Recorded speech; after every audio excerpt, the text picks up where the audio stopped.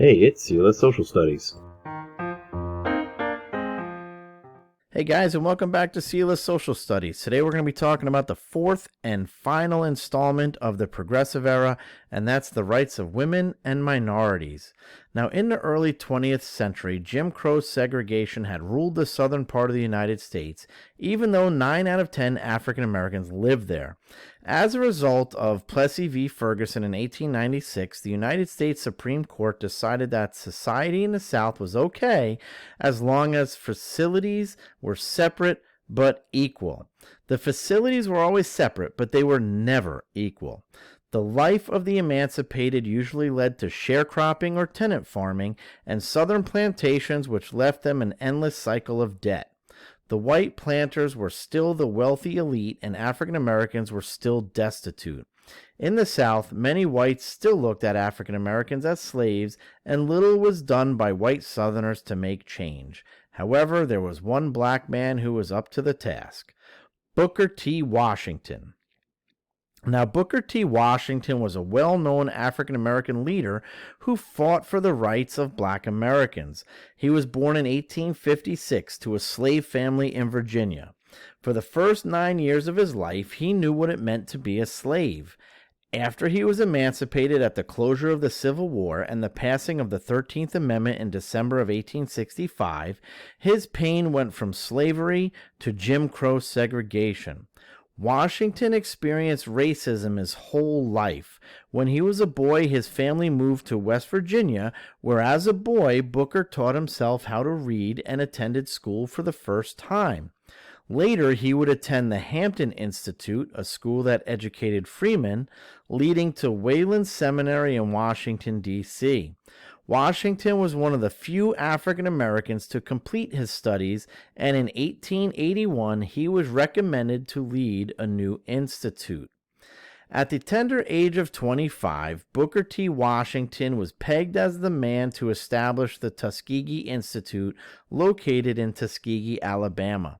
Washington believed that education was important, but it was truly the type of education that mattered the most.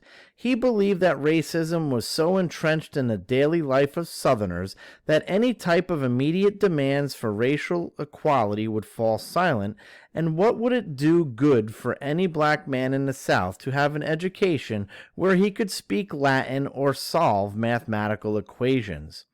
He did, however, believe that African Americans could do well for themselves, get an education, and improve their economic well-being.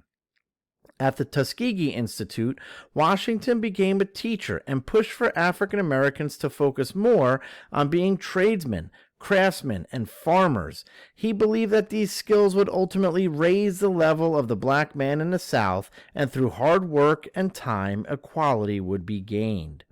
After all, that is what Washington preached. He did not advocate for rapid change in America. Rather, he felt that equality would be achieved when the white people of America were ready to accept African Americans as equal. This was reiterated at Washington's speech at the Atlanta Compromise.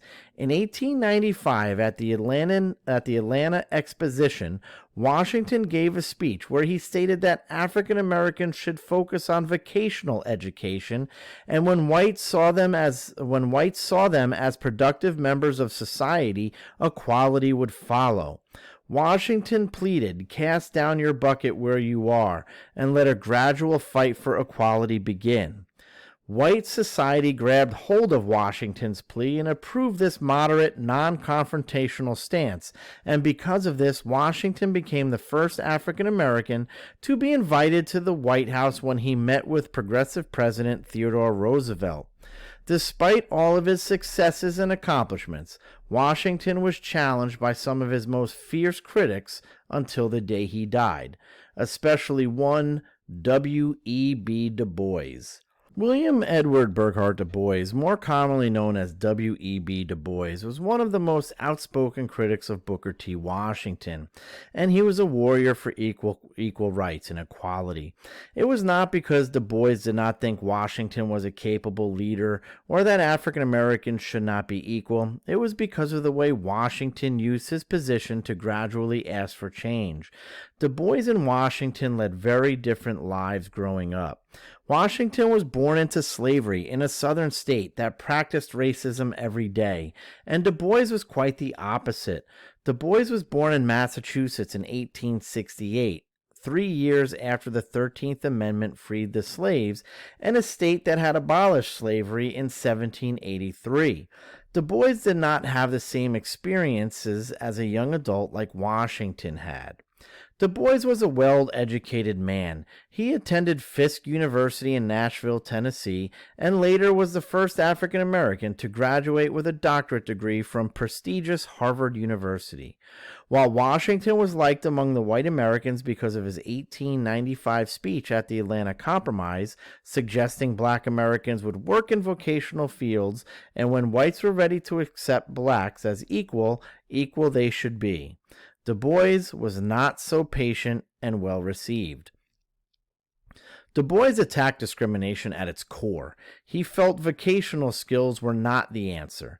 Du Bois believed that African Americans would fall prey to white racist loopholes if there was a generation of non-college educated blacks.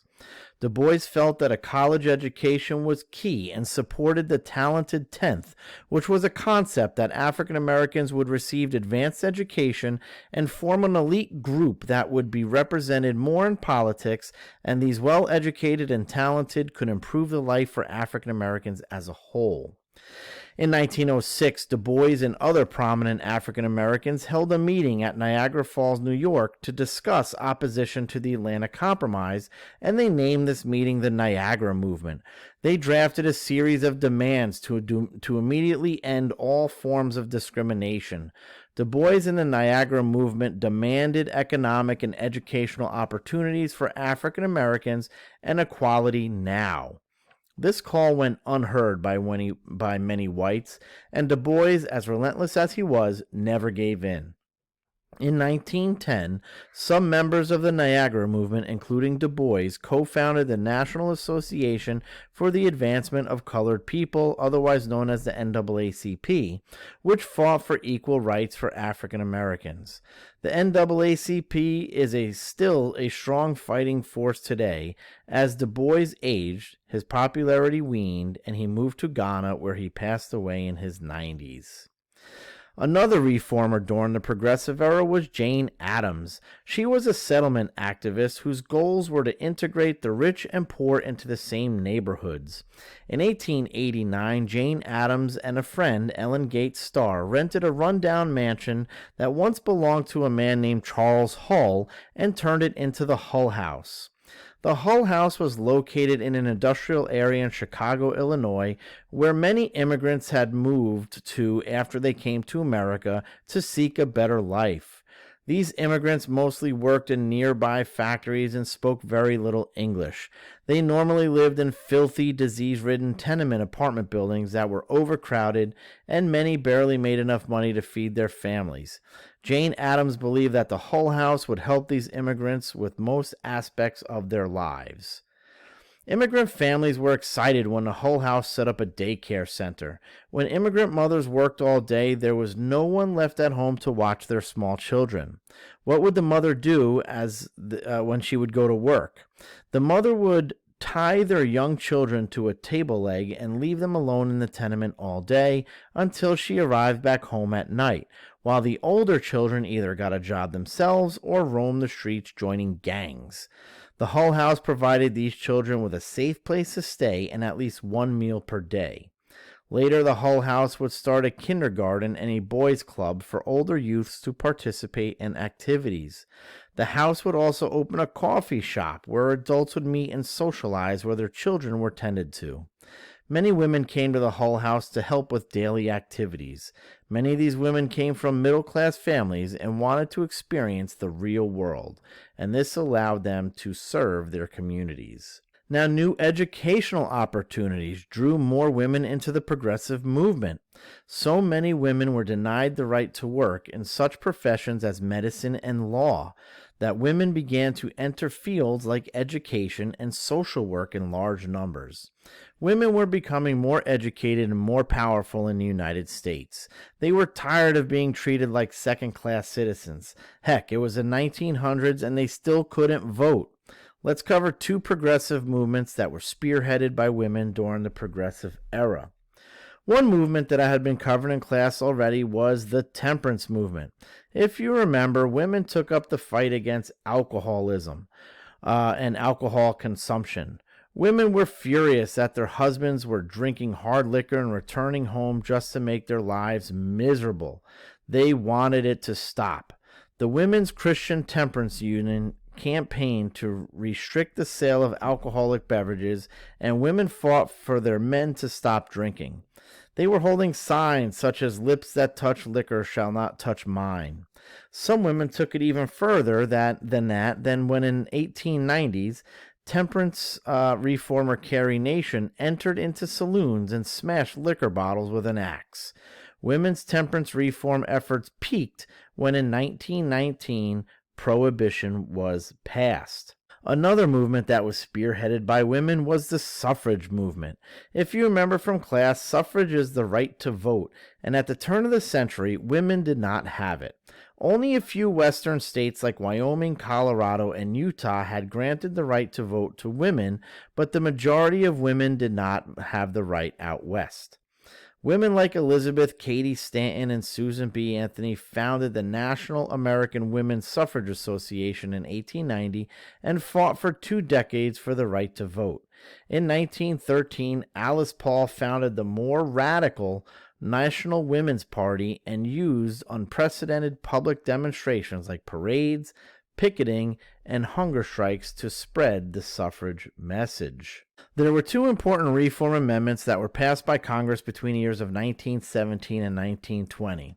As we just discussed, the women's temperance movement was successful in making illegal for men to drink hard liquor when in December 1917 Congress adopted the 18th Amendment called Prohibition, which was approved by the states in January of 1919 and went into effect a year later, banning the manufacture, sale, and transportation of alcohol nationwide. The next amendment, literally, was the 19th Amendment, which was Women's Suffrage Amendment. It was passed by Congress in 1919 and ratified in 1920, and it finally gave women the right to vote. So we're going to cover one last area, and I want you to remember that in class when we covered the government and how it tried to make Native Americans adapt to the ways of white men, for example, during the Dawes General Allotment Act. This idea returned during the Progressive Era. The Society of American Indians wanted Native Americans to adopt the ways of white society, but again, many refused. Asians in the United States attempted reform movements as well. Chinese Americans formed groups to help support the Chinese community that included neighborhood and district associations, and they built San Francisco's Chinese Hospital in 1925. Many immigrants from Mexico migrated to America during the Progressive Era to seek a better life. Many of them worked in farming. However, just like today, many progressive movements did little to improve working conditions for farmers. So that was talking about the Progressive Era. Good luck on your tests, and I'll see you next time.